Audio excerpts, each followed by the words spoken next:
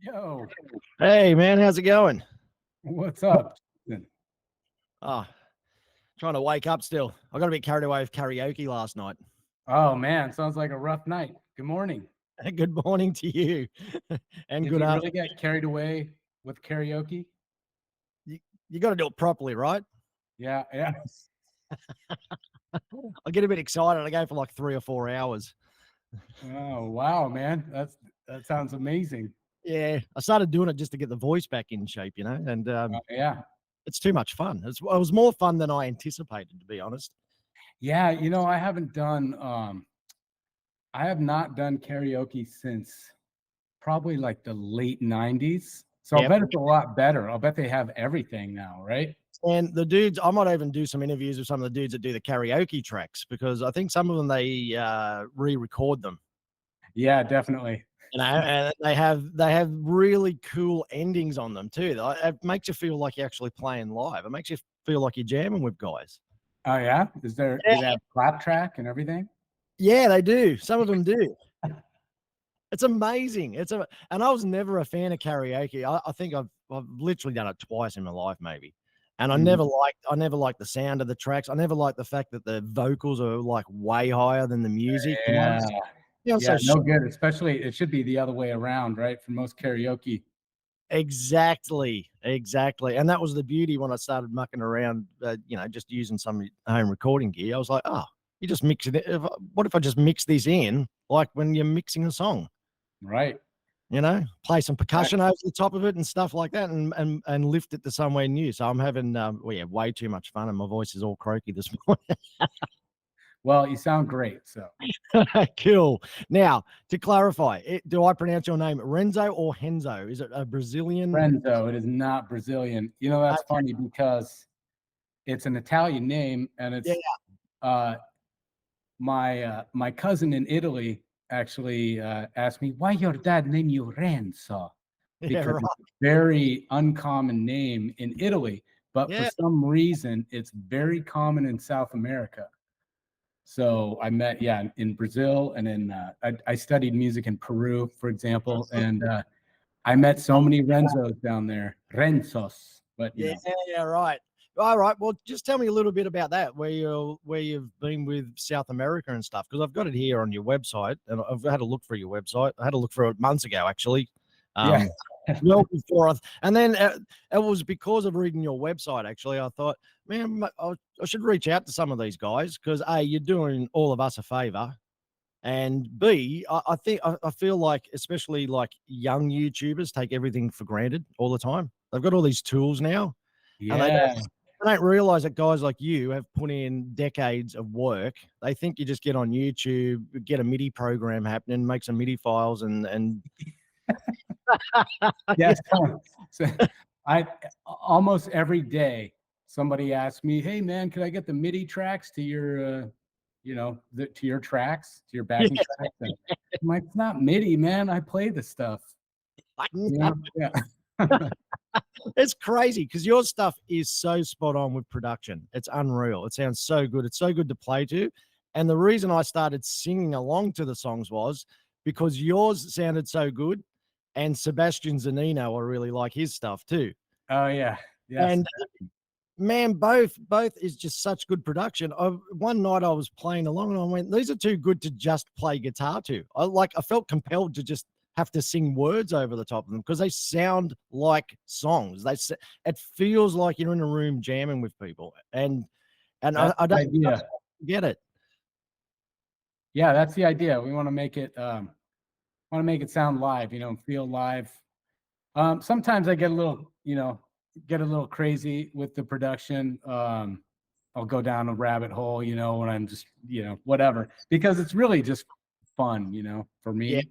exactly. Um, yeah, and that's actually how it started off. And I didn't actually really get somewhat serious about it until COVID happened and all the gigs dried up, all the guitar students dried up, and all of a sudden, there was nothing. So I had this YouTube channel that I had like kind of messed around with for years at that point. Hmm. Um, but yeah, so that's when I started to really work on it. but I always wanted to make it feel live, Yeah, make it feel like you're jamming out with actual musicians because at the end of the day, that's how you get good, it is. It playing with is. musicians. It's so true. I mean, I was spoiled when I learned guitar. I had about 7 or 8 mates who already played. So Mhm. when I was teaching guitar, I used to tell all the kids that I was teaching, I was like, "Man, I was spoiled." All right, because I Yeah. had 7 or 8 guys who were already really good, and I had no choice but to get good. Like, there was no Yeah. I had to practice for 8 or 10 hours a day. I just made myself do it because I wanted to impress my mates, and I didn't want them to think I was Yeah. wasting their time either, you know? So Yeah, that's the thing. I wanna somehow, you know, uh, build that into, well, YouTube or especially this app that we're mhm, working on now, yep. the Alpha Jams app. Yeah, mention that quickly in case I start rambling again. Yeah.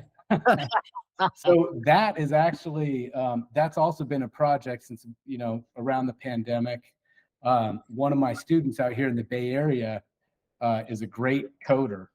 Right. And, everybody here, I'm in Oakland, we're right by San Francisco there, and Silicon Valley's right over there. Yeah, And, so everybody you meet is in the industry somehow. right. Um, but anyway, so most of my guitar students were, tech guys, and, we'd been talking for a while about like making a software version of what I do on Now You Shred, but making it much more dynamic and, giving the user the ability to, change the scales and see what chords they're playing, and basically control all the information they see. Yeah, awesome. Um, Brilliant. but we're still trying to figure out a way to bring in that kind of competitive element that you were talking about, because Yeah, that's one of the things that really, uh, I mean, let's face it, like my audience on Now You Shred is 97% male. yep. Yeah. I know how you feel. I went to Berkeley College of Music, and it was like, the guitar program was like 90% dudes. It always has been though, hasn't it? Yeah. It always has Yeah. been. But, and one thing that guys really thrive on, or at least what motivates guys, is competition, Yep. right? And, Yep. Completely. you And know, maybe that's a part of it. I mean, I have to admit, when I did teach and I had female students and even younger ones, they were it's like they made up for the fact that there wasn't a lot of girls doing it. They were oh always yeah, super focused, more focused than, say, pre-teenage boys or teenage boys. They were just focused and they'd pick things up, and they'd accept a challenge a lot quicker. If I said, "Okay, yeah, I need you to just learn this part of this scale by next week. And next week, you're going to play a guitar solo. I don't care what it is. I don't care if it sounds horrible." And they'd do it. Whereas the boys would get all nervous. yeah. I had one kid cry. He was like, he was like 14 or 15. He started crying. He's like, "I don't know what to do." I said, "Just move your fingers around. You play any Oh, that scale and it'll sound cool." that's So yeah. I yeah, mean, girls. I don't mean to say that girls aren't motivated by competition or anything like that. But but in it's fact, what you're saying is that, yeah, I think the few women that are, on Now You Shred are probably a lot better than the majority of the guys, yes, because exactly. they're kind of that minority element that really it feels like they have to prove themselves. Yeah, it's like they filter down and they end up being the cream of the crop without even trying in a way. Sure. I But, it's a but yeah, I'd so say that that's also, I don't know, that's also competition, right? And that's really, it doesn't necessarily only have to be competition, but it's also that you're, inspired by yes, playing with other people and seeing what other people do, and then maybe you get some ideas from them. yep, And that's what we're incorporating into this app too, is, we have little inspirational videos, yeah, and right, when you can pick a jam track and you can decide, oh, I want to play pentatonic, or I want to play a blues scale, or I want to actually work on chord shapes. And then let's say you don't really know what to play. Well, you can click this little light bulb and you get a little video of me. And oh, Amazing. We'll give people some ideas, and we're working on other ways basically to show people what to play, and Brilliant. also a way to give people feedback, because that's Yeah, another thing. Like, nice. like when you're teaching, Yep. you need to be able to give people. Oh, obviously, that's why people come to take guitar lessons, is they want actual feedback from a living musician in person in Yep. real time. Yep. And that's something, like Musician and all these other apps try to do, but it's really, there's just nothing like a real human, to get There isn't. There that. isn't. Yeah. And I keep saying to people, that's the beauty of AI. People are going to start appreciating humans now. Yeah. Hopefully, man. I hope so. I really think it's going to turn around. I think once, because you've seen all the AI art, it all looks exactly the same. Mhm. I've heard the music that they do, and yeah, it's nice as a little circus act and that, but it's not something I'm going to go and actually I don't even click on it anymore. It's already worn off on me, the interest in it. But Yeah. and I think it will when I speak to 20-year-olds. I think a lot of people underestimate young people and technology, and they don't love it, and they're not as addicted to it, or at least a lot of the ones I've spoken to, they're against it. I was just talking to a guy at work yesterday who's 25, and he was saying how he's 25, and he's saying how social media has ruined humans. Right? Yeah. Yeah. Well, So you've got all these young people out there who know that, hey, we need each other, all right? Like, so, and this is a perfect example with music. yeah. I mean, there's I think every generation has kind of a different relationship Yep. with technology, and Mhm. but hopefully the younger generations will learn how to use it as a tool. Like for That's all. me, you mentioned production. Well, I Yep. finally caved in, and I got those isotope plugins, for example. I don't know if you know about those, but Yep. Yep. it's so it's just AI powered, plugins basically. And so I get the sound where I want it more or less. Yeah. And Yeah. then I can drop one of these, like the mastering program, for example, and it just gets the levels up to where they want to be. And I can select from a few different like compression algorithms and Yep. that kind of stuff. So still requires creativity. And it still requires like me actually being able to play the groove correctly and choose the right notes and all that kind of stuff. But it just helps with the stuff where, before I would spend like 5 hours, sitting there adjusting like compression ratios, and then like, oh, I think I need to dip out a little, Yeah. 2K or whatever, and now it just does it, and it's fine. And I know it's going to sound good it's going to sound good in my car. It's going to sound good on the phone. It's going to Yeah. sound good on a laptop, whatever. Yeah. Yeah. So I might that's have to good. try those, actually. They're a great idea for that. And that's one of the things about your tracks. When I'm jamming along to them, there's no differential in volume. I don't go Yeah. from a track where Hopefully there's some dynamics, but there is yeah. dynamics, and that's what's and the dynamics is what made me just naturally sing to them. It was like I had no Yeah. choice. I just did it one Yeah. night while I was recording, and then I was like, "Hey, this is more fun because then I get to have more fun singing, and then I'll come in with a guitar solo, and then I'll get someone in chat writing certain words. So I'll go, oh, let's sing about that. So I start to use a bit more audience participate. It starts to feel, for me, it starts to feel like a live gig. And I Yeah. haven't seen anyone utilizing them to help them with their, whether it's singing or helping them write a song and, bring lyrics out that they mightn't have had. Because I've gone back and listened to some stuff and written lyrics down that have just come out of nowhere. I don't know where they come from. And Mhm. it's such a good tool for that as well. So I Yeah. like, Well, yeah, sorry. Yep. oh, I didn't mean to cut you off, but Yeah. actually, that I have the Bandcamp thing, and I think I'm the only one that I know of, backing track guy anyway, that I know of that actually gives people the ability to download the stems. Yeah. So, Right. so a lot of people actually use my tracks for their own, like as a basis for their tunes. Yep. Um, and they do just what you're saying. they sing, or they'll, whatever, they use it as a songwriting tool and that kind of stuff. And they can like download all of the stems, and then if they don't want the guitar part, they can just mute that or whatever. And Brilliant. yeah, so they have all the separate tracks basically. Unreal. That's unreal. Now let me just circle around, because I did want to ask you, after reading your website, about your studies in South America and where'd you say, Chile and Peru?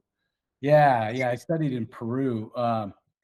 Yeah, it's a weird, it's a crazy story, but I mean, long story short, I graduated from Berklee College of Music. Right. I got this. I moved to Spain after that for a couple years, and I brought this like this ridiculous 8-string guitar. BC Rich actually makes this thing. In the 90s, they made this thing called it was the Bob Conti guitar, which is like a solid body but jazz guitar, 8-string. Yeah. And it was like this weird old thing that they had designs laying around for, and they built me one. And so I took it to Spain, and I just shedded for like 2 years, came back to San Francisco and started playing gigs, and I got the worst tendonitis on earth. I got to the point, and of course, being just young and dumb, I didn't do anything about it, and it's just getting worse and worse. And I was just like, fuck it. I just pretended like, am I allowed to cuss on this? Oh yeah, for sure. Okay. I'm the worst. I'm the worst. Yeah. All right. Well, anyway, and so I just played through the pain basically until I got to the point where I could like hardly open a door or shake hands with anybody. And so I went to the doctor, and finally, and they gave me like all these cortisone injections and said, you got to stop doing whatever it is you're doing. And so I ended up going back to school, and I studied Latin American ethnomusicology, because I couldn't play music. I quit guitar for like a year and a half. Yep. Seems like everyone does that too at some point. Where we have this trough of not playing. I did it for like 3 years. Yeah, it's useful, I think. Did you feel like you came back stronger though after that break? Oh, I absolutely did, because I spent the time like being an academic, and I studied ethnomusicology, which is like anthropology, right? Yeah. But with a musical focus, basically. Yep. And then I started playing again, but I studied Latin American and classical guitar, and so I totally revamped my technique, because my technique was really shitty, and that's why I ruined my tendons. Playing this giant 8-string guitar, and I was like doing this pick and finger thing, so my fingers were all split up, and like I had like the worst case of tennis elbow. It's terrible. It was like the most advanced case of tennis elbow the doctor had ever seen. You didn't ever play tennis. What's that? Yeah, and I never played tennis, right? Guitar elbow, whatever. Yeah, but anyway, so I ended up revamping my technique, and now I have no problems, ever since. Yeah, that's all it is too. And I did that actually when I had a break, and then I came back and thought I could just go back to playing 8 hours a day. I was like, I'll just come back and I'll play for 8 hours a day. And I completely fucked my wrist for about 6 months. Like, I thought it was gone. I was just like, okay, good one, dickhead. Now you've just completely ruined your wrist and arm. And it was the same thing. I changed things just a little bit, tweaked things the way I played and that. But yeah, it's funny how when you're all in though, you're all in, and you don't think about the physical implications at all. Yeah, and again, it's also a youth thing, right? It's just being young and you're just kind of like intense, and you don't really think about the future so much. No, exactly. Yeah. I just need to accomplish something today, right now. Yeah, I'm gonna do it, and I would practice until I face planted, Yeah. I used to, whenever I'd stop, whenever I first started playing, if I just stopped for 5 minutes, I'd start beating myself up in my head like I was a coach or a drill sergeant. Yeah, I'd be like, get off the lounge! What are you doing? You can't have a break. You've got to go and play again. And did you ever hear that? Did you ever hear that story of Ravi Shankar? I think actually he was talking about his guru or his teacher, and he said he had really long hair, and he used to tie his hair to a hook on the ceiling when he practiced his sitar. And when he would nod off, it would pull his hair and wake him up again. And so he'd just keep going. That's I too always thought heavy. that was a good idea. I wonder if anyone read that and actually went, I'm going to try that. Yeah, I mean, I did. I wanted to try it. I never did. I had a really great mullet at the time, but I didn't. It wasn't that long, unfortunately. The mullets, man, when they were all in, they were all in. Yeah, dude. And I tell you, they were a huge thing in Australia in the 80s. Like, I think Australia was the land of the mullet in the Oh 80s. yeah, definitely. For Yeah. sure. I'm not sure if we invented it. I mean, the mullet is a fish in Australia. So Oh yeah. I'm not sure if it really is an Oh, Australian. maybe. Yeah, maybe it's an Australian thing. Yeah, because it literally looks like you've just got a fish hanging off the back of Yeah. your head. And people still walk around with them here like a true mullet where it's really short and long at the back, like Billy Ray Cyrus. Oh yeah. Well, they're People, kind of coming back now, right? yeah, Kind of a yeah, fancier version, but yeah, kind of. Now it costs you $80 to have a mullet. That's the only Yeah. difference. Whereas before, your mum used to do it with In a my day, back in my day, everything's different. mullets cost $5. Yeah. Well, they were just free at your mate's place after school. Yeah, right. Just shave the top, leave the party Um, in the back. Exactly. I think that's why we did it. We always like to have a party in the back here in Australia.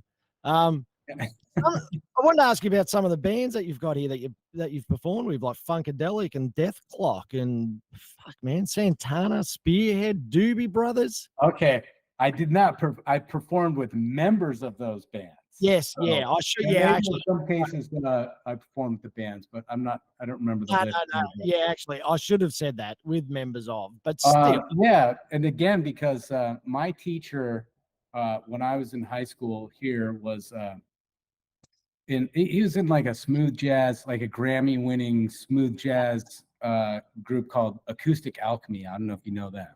No. He was a bass player. Anyway, and so I started playing and doing gigs with all these guys from the Bay Area, all the like Bay Area heavyweight dudes from like Doobie Brothers and Santana and Journey, Wow. like all these. They're all locals, Wow. And so those guys on their off nights would just come and jam. And so that's what we did. And I was just this little kid, whatever, 20 about 20 to 26, right, was that period of my life. And it was just, yeah, I was just scared shitless every night, just playing with these monsters, and they never told me what key the tunes were in. They never gave me a set list. I would always ask them like, hey, can I learn some songs? What should I learn? They'd be like, I don't know. The dudes all knew like 1,000 songs and we would just play them. They'd just start playing and I'd say, what key is it in? They'd go, I don't know. Just to be assholes. Yeah. Pick it up, kid. Yeah, exactly. But it's a great experience again, like something that was obviously very helpful in informing my musical I don't know, my career. But, yep. Yeah. Brendon Small, Nice. Yeah, this, Death Rock Metalopolis. I love it. I'm a huge Mike Keneally fan. So when I knew he was, yeah. And I've loved Mike since Hat. I actually got into Mike because of Zappa's Universe. Oh, and yeah. Straight away from the very first time I watched that, I've got a video. That's how old I am too. Yeah. And first time I watched it, I'm like, who the fuck is this freak? I thought Bob was a freak. And then you watch Keneally and you're like, holy shit, this guy, I don't know what he's doing. His choice of notes that he plays in his solos, and he is completely uncopyable. Completely. There is no way anyone could sit down and go, yeah, listen to this Mike's Keneally solo I've transcribed. It's like, fuck, man. He blows every single time I listen to a new album of his or new project he's done. It completely blows my mind. And then I get sad for about 30 seconds because I think no one knows this fucking guy. Like literally no one knows him. And he's one of the killer musicians, in my opinion, of all time. He's an incredible musician. Oh my God. So have you ever had the chance to meet him? And Brendon actually was one of my neighbors. what he's like a new kid in school when I was in junior high, and like and we met and he's like, "Oh, I play guitar," and I was like, "I play guitar too." And he had like a Toys R Us guitar with a little built-in speaker. If you turned it up all the way, it would get something that was like distortion, but it was really just like, the overloaded transistors basically. But Yep. yeah, and we ended up like just basically being inseparable through college. Even we went to Berklee College of Music at the same time. We were roommates there, and so That's amazing. That's yeah, absolutely it's crazy. I'm actually going to see him. He's coming through town here on tour in a couple days in San Francisco. So I'll be there. okay. And speaking of great female guitar players, Neely Brosh is playing with him. Okay, I'm gonna have to check him out. He's Check, doing a check her out. She's amazing. She's amazing. all right, that sounds good. That's Yeah. amazing that so you grew up with him. There you go. I mean, Yeah. Yeah. because I thought that in there, I'm like, okay, what there, but there you go. Yeah. It's amazing how the tentacles just keep stretching out, right? Like, and Yeah. where they're gonna kind of end up landing in a way. Yeah. And like the whole how many degrees of separation? 7 Yeah. things, like is that to Kevin Bacon? Is that what is that thing? I forget now. Yeah. 6 or 7 degrees, isn't it? Something like Yeah. that.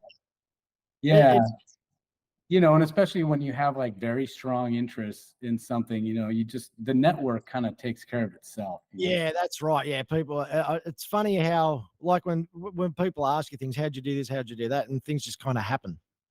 Yeah. You Yeah. I mean, if you, I've always been obsessed with music, Yep. and so I surround myself with people who are obsessed with music. And when Yeah. everybody's, constantly thinking and talking about music all the time, you're definitely every single day, so Yep. you just meet people. Yeah. Yep. And you're really, that's all you're thinking about. I mean, I used to get called the mad professor by one of my cousins because I'd just be locked down in my little garage studio and I'd come out and say hello to people and then I'd run back into my studio and fuck around with stuff and what can I come up with? What sounds can I what's going to happen today? It was completely my world. Like, Yeah. and it's kind of weird to me that with technology because I read comment sections a lot on music video, like whether it's a Rick Beato video Yeah.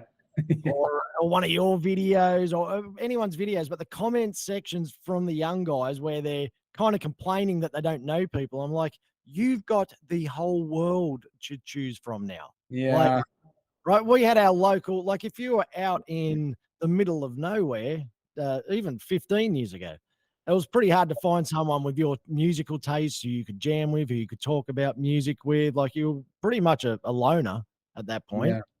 And now everyone's got the world. It's like they don't even know what to do with it now. It's like they've been given this. Well, I feel like it's kind of a quality issue. You have a certain quantity of connections now that are kind of low quality, unfortunately. I mean, it's amazing that, I know like on Instagram, for example, I reach out to guys every now and then who are just amazing players. And, and they're like, a lot of guys post themselves playing on my tracks and that kind of stuff. Yep. And they're incredible players, and they have like 5 likes, 6 Yep. likes, and it's and I reach out. I wish that I had more resources to take these people in and like really build something amazing, with all these talented people, because there's just I don't know, there's just so much talent out there. And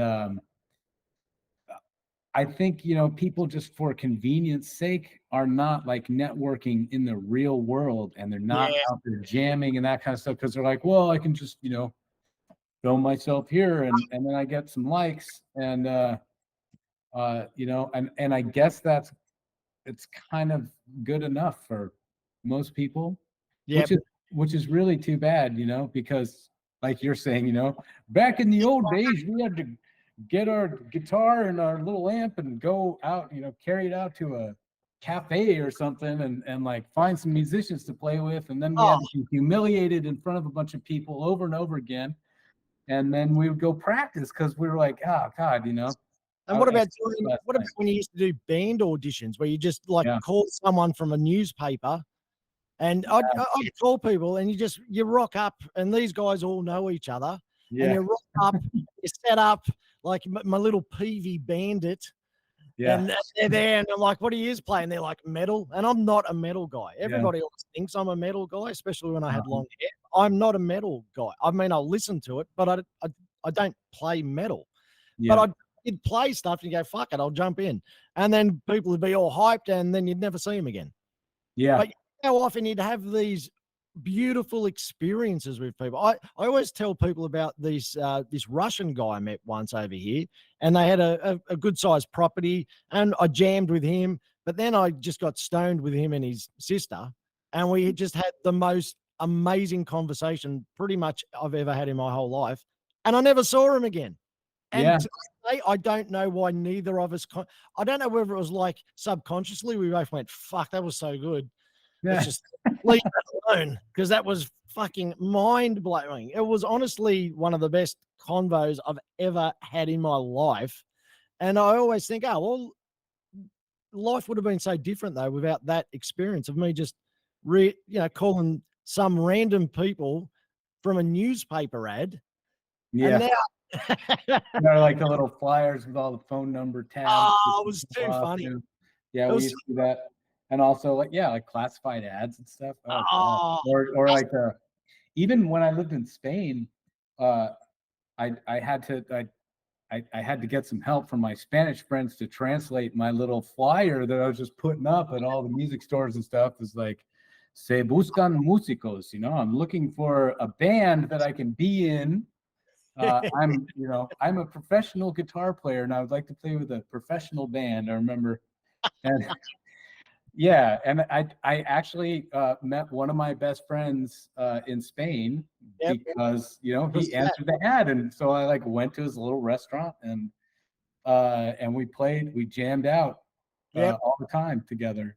Yeah, I do miss that. I do miss that initial that thing of you don't know what's going to happen here. And then somehow the beauty of music where you just click all the time, and which you would know more from traveling around where you're not speaking the language, that music really is the greatest universal language. Like it's universal language. Yeah, at least, something like if you have standard forms, like the 12-bar blues or, or jazz standards or, whatever, there has to be some sort of canon that's kind of a known thing. And then it's really an amazing thing, to be able to like go to some bar in Germany or in Japan, and you can jam out with a bunch of locals, and you can play and you can play something that sounds really good. Yeah. Now, before I forget, I did want to ask you, especially, have you transitioned completely to plugins, or do you still use outboard gear when you do your? Oh no, I use as much gear as possible. I'm in my actual gear, not plugins. Actual gear, not actual, right? Not actual gear.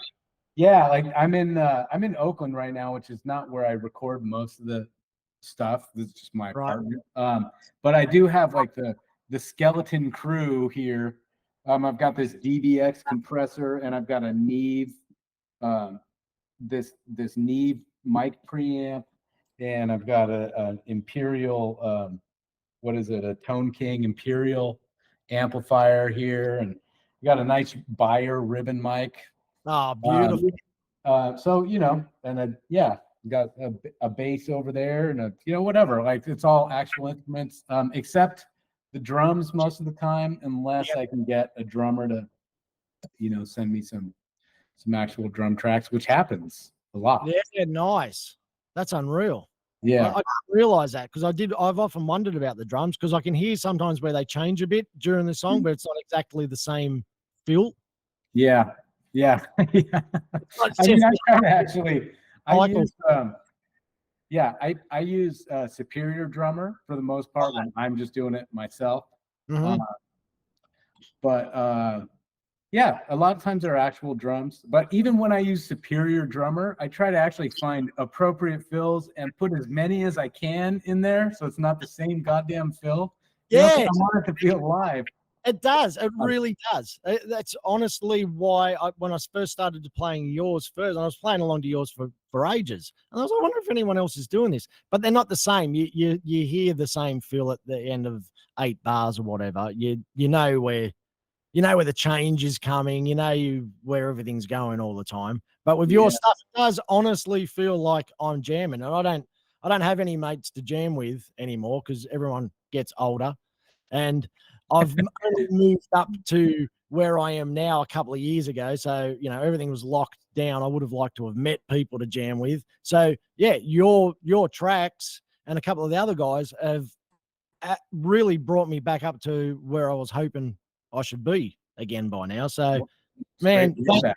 thank you so much. Like, honestly, and like I said, I just got to a point where I was like, I don't know. I mean, everyone does leave great comments on your channel. Everyone's so appreciative. And Yeah, every now and then there's a troll, which is fun, I, man.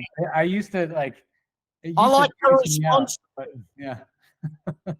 What's I that? love, I love your response to those guys, though. Yeah. It's always funny. It's not Yeah. like, hey, you don't ignore them. You always respond to them, and they're always hilarious too. They're seriously hilarious. Yeah, they say don't feed the trolls, but sometimes I like to just because it's fun, Yep. And I'm Yeah. not like I think even at this point, I try to convey that it's like I don't view them as a threat or No. anything like that. It's just I know it's just some guy who wants some attention, and Yep. sometimes I'll knock them down if they're really ridiculous, or sometimes I'll just play with them for a little bit, Yeah. or I'll just say something totally incomprehensible. And, Yes. I've read those yeah. ones. Or if they're the really abusive type, sometimes I'll actually post links to like narcissistic personality disorder descriptions on like Psychology Today and that kind of stuff. The dark tetrad of psychological traits, and like all these things, that like internet trolls have been shown to like suffer from these personality disorders that are pretty clearly observable. Yeah, they are.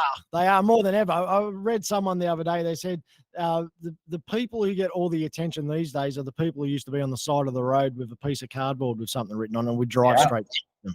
And now we give them actual attention all the time. Yeah, they've learned these ways to get attention, and here I am just feeding them. But anyway. Yeah, but the way you do it is better because I never see a response off them. Most of the time, I don't see a response. It's like it's like a dog that's had its nose rubbed in the shit. It just takes off, hides in the corner for the rest of the day. Because I'll go back a couple of days later sometimes. I'm like, I wonder if that guy's got back. Nope, he hasn't got back. A lot of times they delete them, which is really too bad. They delete their comments. Yeah, that sucks. I don't think people do that either. Or a lot of times, like people, I think it's really fun when like people come to my defense, But to me, it's just like, dude, come on, man. You're really a jam track troll? Like, don't call like CNN or like Fox News or really, is this the place you decided to troll? Like a jam track? Come on, dude. Out of the smallest wedges in the world that you're gonna go. Maybe they go over to crocheting. Yeah. Next. I don't like the way needles. Your double needle technique is shit, whatever. Yeah. I mean, but that's the thing. It's like people really they like to know things, and they like people to know that they know things, and that's really, do you remember Good Will Hunting? Do you remember that scene in Good Will Hunting where like Matt Damon like puts that grad student in his place in the bar, he's like working class, like drinking dude, and he puts the grad student in his place because I kind of feel like that, because it's like you get somebody who took like music theory for 1 year or something, and then so they feel like they know something. But then, and I want to say like, okay, so now you're studying you're studying a major, minor, whatever cadences, and then next year, you're going to study some modes, and then you're going to learn about modal interchange, and then you're going to start studying Schenkerian analysis, and then after that, you're going to realize that none of that shit means anything because you're going to start studying postmodernism, and you're going to study John Cage, and then you're going to realize that it all means shit. Yep. So at the end of the day, play something that sounds good. That sounds good. Actually, when we were talking about that, I was thinking, would you have thought even 5 years ago? Because I think guitars, like, it's kind of like back in the early or late 80s to early 90s when there was heaps of guitar guys around, heaps of virtuosos. To me, I am actually kind of amazed that it's still as big as it is. That there's so many people playing it. There's so many guitars being sold still. There's more manufacturers. The amount of manufacturers now is fucking mind-blowing. It's absolutely mind-blowing. Yeah, and it's funny that they're all small companies, like we were Brendon and I actually were going to go to the NAMM show last January, and we realized like Gibson wasn't going to be there, Fender's not going to be there, like none of the big players are even involved anymore. And like the NAMM show, it's all like software, and it's all these little guys, little companies. And that's cool. It's kind of splintered into all these, just a million little companies. And, as far as like the guitar itself or the, I don't know, like genres of music, I think it's interesting that it's become kind of an Instagram kind of TikTok phenomenon where everything's super flashy and like, just trying to grab your attention for 15 seconds, and look at this thing that I can do, and it's super fast.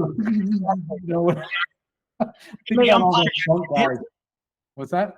Look at me, I'm playing like Tim Henson. Yeah, I'm sitting on the end of my bed. I would love for there to be like more long form. Yeah, so again, Yeah. I do shorts. Yep. But I do.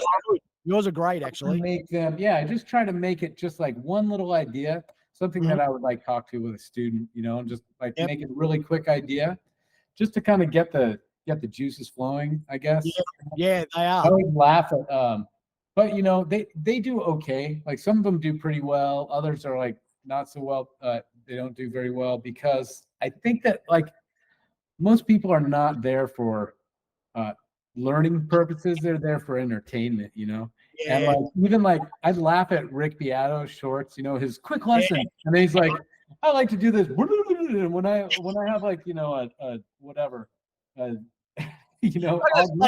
well, I'm playing over an augmented seventh chord and I want to like use this arpeggio that approaches the one with the four and then he goes and then you're like, okay, cool, I learned a lot, thanks, dude. Thanks Rick for that 10 seconds. The thing is that it's entertainment. Yes, and he knows that it's entertainment. It's just like he's really just saying, look at this shit that I know how to do that you can't do, and it's fun to watch.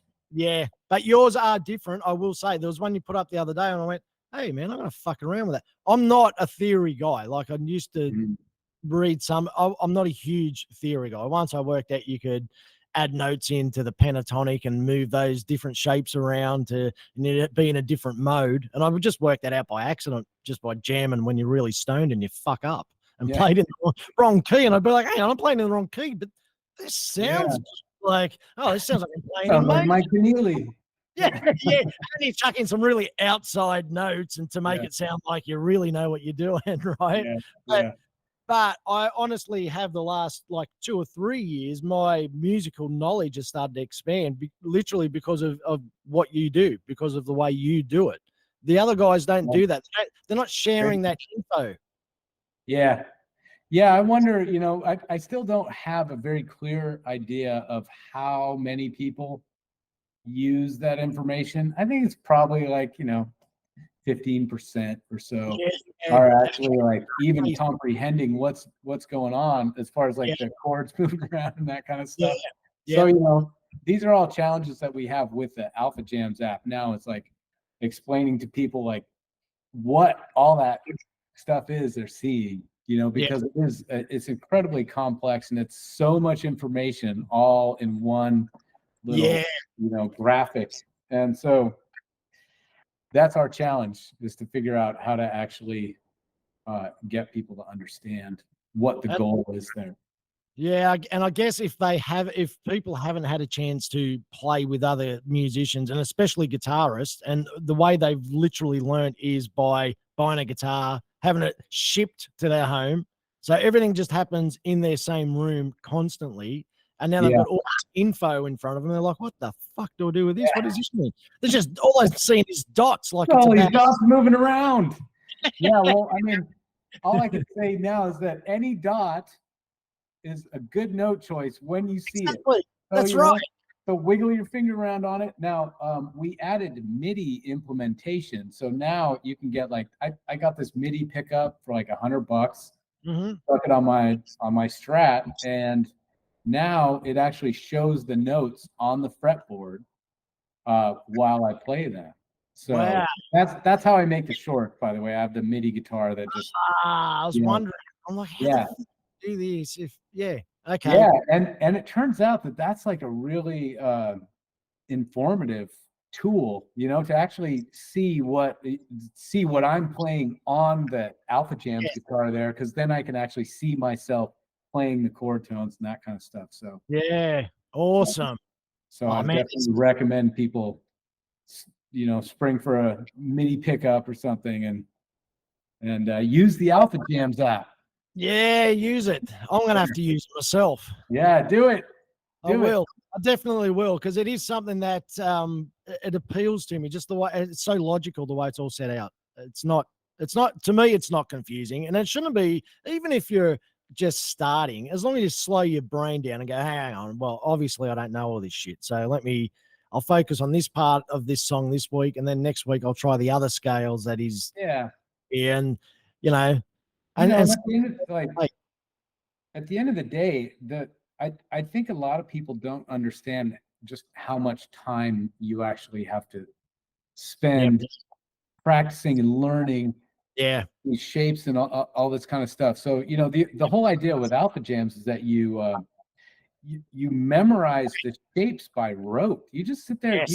If you spend enough time, whatever, the proverbial 10,000 hours, right? If you spend 10,000 hours playing music of any kind, improvising or whatever, you're going to be good. There's no for sure. There's no doubt about it. So, the thing is, I think a lot of people think it's just supposed to sound good all the time. And if it doesn't, then they're like, oh, I'm bored, It takes a lot of work. It takes a lot of work, more work. Like even, a lot of the guys I know who play gigs in local bars and stuff, like even they're really not on the level yet where they're like, oh, if you're going to be like in a touring band, and I don't care if it's like Green Day or whatever, or Mike Keneally, right? The amount of work it takes to really get it to sound right and get the groove right and get, just whatever, get the feel right and all that stuff is insane. It is so much more than most people can fathom. Yeah, I know. People think you just put in an hour a day. When I used to tell kids I'd play for 8, 10, 12 hours a day, they'd look at me like, were you fucking insane? Like, didn't you have anything to do back then? I'm like, no, I just chose not to watch TV back then. That was it. Didn't give a shit. Or I watched TV for like an hour a day. And or you watch TV and sit there and work on your sweep arpeggios, right? I did used to actually play. I used to love playing along, and a lot of guitarists do, especially. I love playing along to TV. And playing like a soundtrack to the. So we're lucky with the guitar. I mean, keyboards can obviously do that too, but you can't really sit there with a trumpet and jam along. It doesn't really work the same. But once you get a digital delay and you've got that going through your amp, you can play along with anything, and you can start to make shit up. And I think that's another thing where people want all these because I read all the time in comments, and I don't comment a lot, but I do every now and then when people are commenting about, oh, I can't get an original sound, blah, blah, blah. I'm like, yeah, because you're using the same plugins as everyone else, the exact same plugins. You're not going through and changing the presets. You're just going, oh, I'm going to use that. I'm like, you got to change the presets. You've got to make it Yeah. your. Well, also, to my earlier point, you have to spend some time figuring out what your thing is. Yeah, that's It right. takes a really, really, really, really, really long time to develop your own sound and get your own, whatever, your own thing happening, Yes. Yep. Because I'll tell you what, again, let's just keep talking about Mike Keneally. Why not? Mike Keneally, a Mexican Strat, or you can give him a Django, like whatever, one of those gypsy jazz guitars. He's still going to sound like Mike Keneally. You can put him on, any plugin or a Kemper or whatever. Yeah, it's true though, isn't it? It is. Yeah. And he's going to sound like Mike Keneally. And Frank Zappa is going to sound like Frank Zappa, his weird style, like with his pick on the neck and stuff. Like the neck, exactly. The thing is, every human being is this. I'm totally getting this from Herman Hesse, by the way. Okay. I'm looking at the book right now. Every human being represents a unique crossing of the circumstances of the world. And so every human being has the ability to, contribute something unique.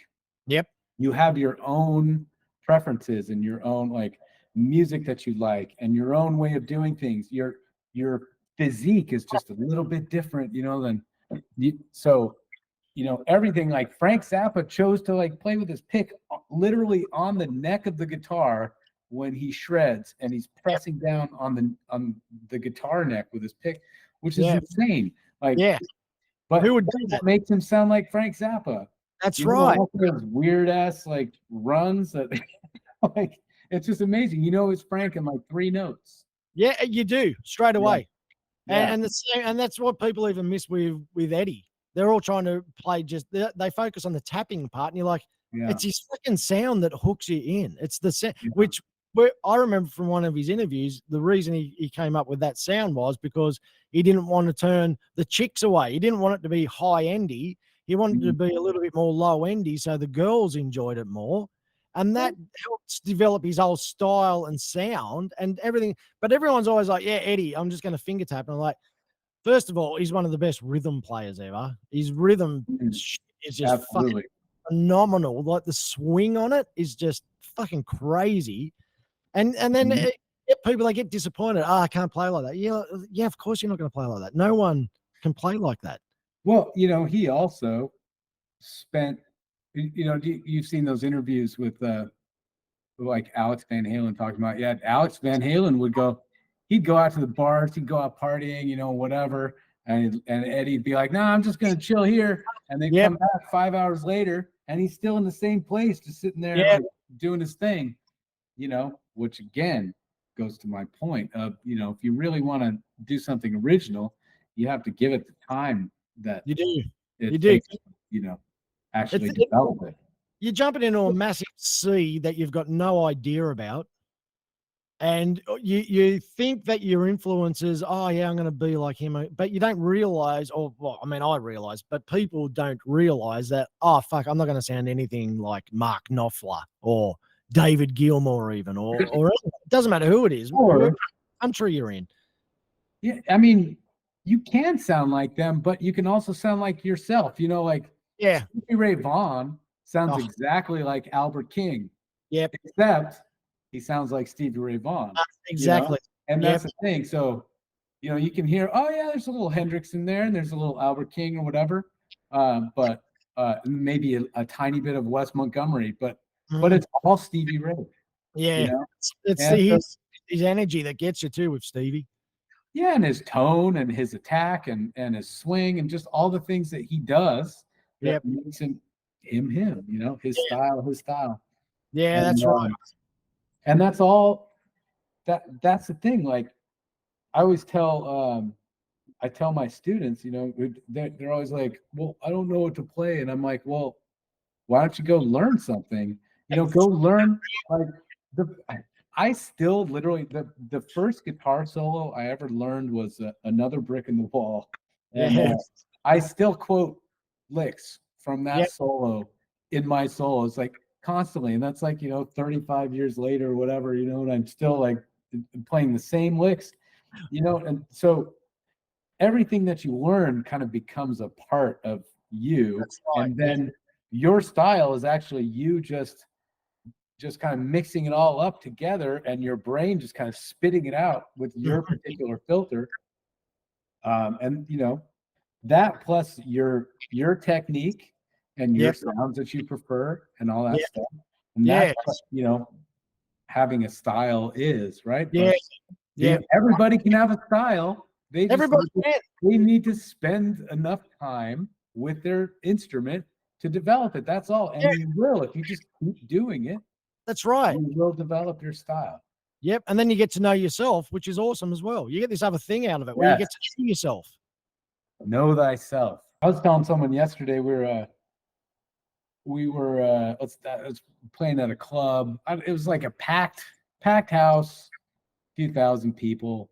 Right. And it was just one of those weird situations where, we hit the break wrong, and then somebody tried to save it. Like the drummer did a fill and like tried to count everybody, and then everybody like came in at the wrong part. And then all of a sudden, so basically what happened was there was the ultimate train wreck.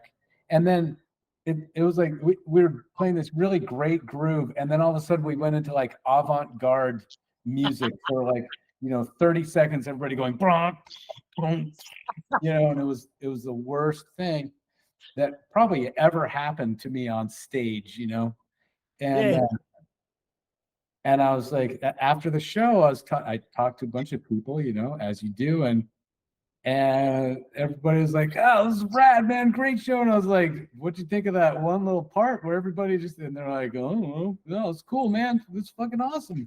Sounded great, and nobody even noticed." That's right.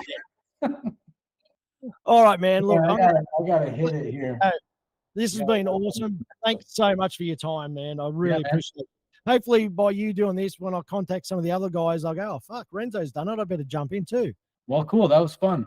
That was fun. I love to shoot the shit about music, so Man, I can talk about it all day too. Thanks, man. Have a good rest of the afternoon. Thanks again for your time. Super appreciated. All right. Take care. Thanks, Renzo, man. Take it easy. See you, man.